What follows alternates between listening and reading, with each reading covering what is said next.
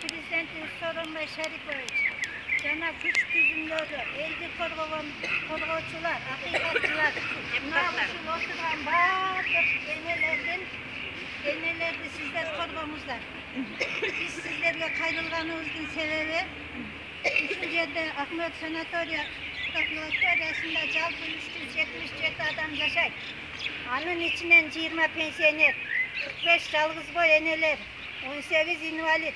Анын ичинен 2 адам биринчи топтогу, 16 адам экинчи топтогу майыттар, 23 студент, 56 мектеп окуучусу, 37 мектепке чейинки балдар жашап жатышат.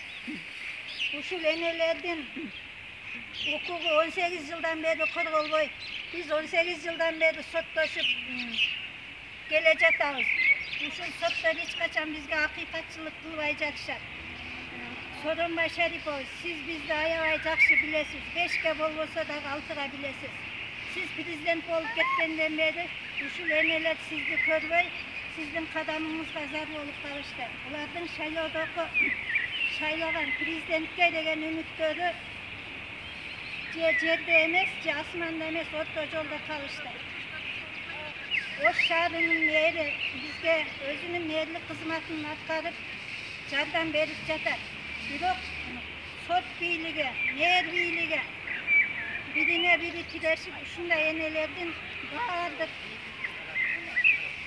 өздөрүнүн укуктарын талашып кылган эмгектери асманга кетип жатат.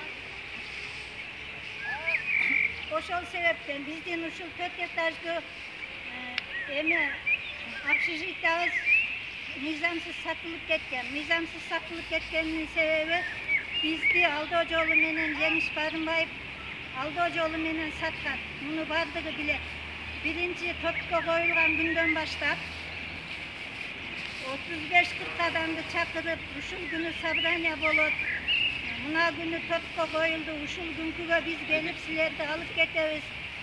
Топко коюлду, акционго катышасыңар деп бизди алдап коюп, ол жерге биздин атыбыздан башка чужой аялдарды апарып топту өткөзүп, Бидинов Ибайдулла деген акционго биздин атыбыздан киргенби, акчасы көбүнөн киргенби, биздин